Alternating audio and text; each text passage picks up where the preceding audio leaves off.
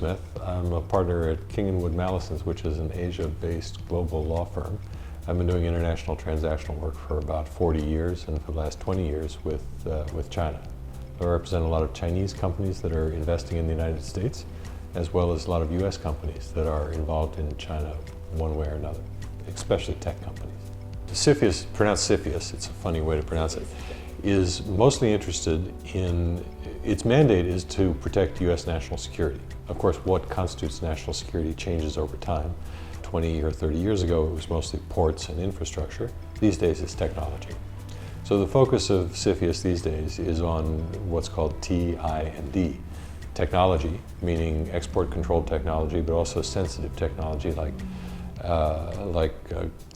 geolocation technology and genetic information and social media technologies. Infrastructure, which used to be just dams and railroads and ports, but now includes virtual or cyber infrastructure, and personal data on US nationals.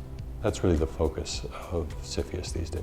The US government has basically taken the China Made in 2025 report and essentially is taking the position that if China wants to dominate in those areas, we don't want China to dominate in those areas.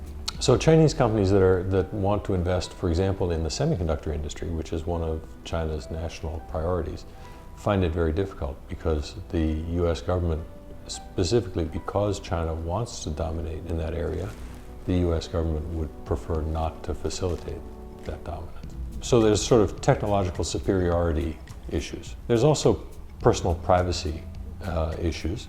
The US government would just as soon not have the Chinese companies investing in US companies that have a lot of personal data.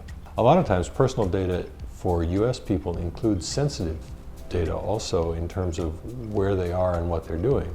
So for example, even a wearable device that helps people track their exercise can raise national security concerns because US servicemen and women wear these devices, and when they go out on patrol or when they go out, if all of a sudden the geolocation services are showing lots and lots of US service people in some country, that's something that maybe the Pentagon doesn't want the Chinese government to know about. So these are particularly sensitive areas. Having said that, that's an important part of the US economy, but certainly not the only part of the US economy. And there are many parts of the US economy that are important commercially, but not sensitive from a national security point of view. For instance, consumer goods, the fashion industry, hospitality, professional services, automotive, manufacturing, lots of areas that are not sensitive from a national security point of view.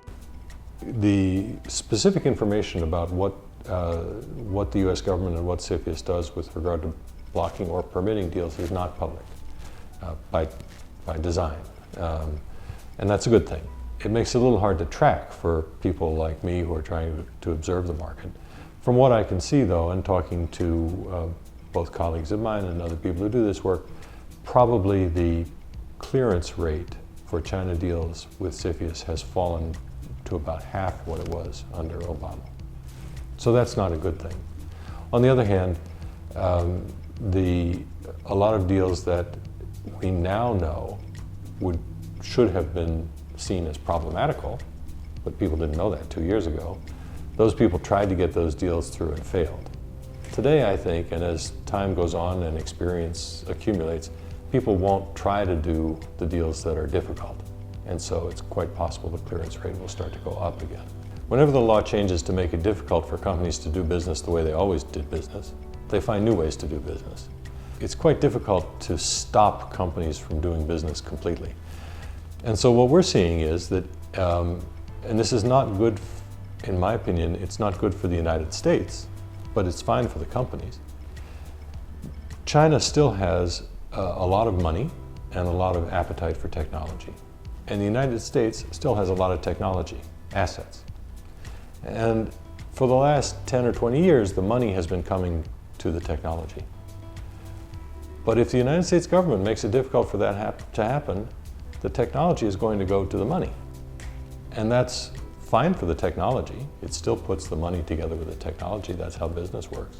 But it's bad for the United States. We're telling our best and brightest and most successful entrepreneurs that the best place that they can do business is not in the United States. and that's not a good thing.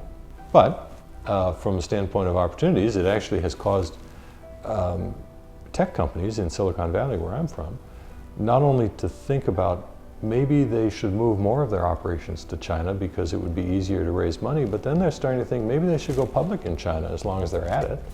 And the Chinese stock markets are becoming more open. So what we may see is a migration of US technology companies to Asia. Good for Asia, bad for the US. I think it's not going to get better fast. And for a lot of the data that we see about Chinese investment into the US is related to acquisitions, outright acquisitions. Certainly acquisitions have fallen dramatically, maybe to a quarter of their previous levels. There was a big spike in 2016, but that was kind of an outlier. On the other hand, acquisitions are only one part of a two-way commercial relationship. And so I think we're going to continue to see more commercial relationships between US companies and Chinese companies. We're going to see more US-China deals where the deal is essentially moving outbound from the US instead of inbound into the US. So although I think Chinese outright acquisitions of technology companies are not going to come back anytime real soon, that's only a small fraction of the total two-way relationship between the two countries. And my own feeling is these are the two biggest, most dynamic, most powerful economies in the world. You cannot keep them apart.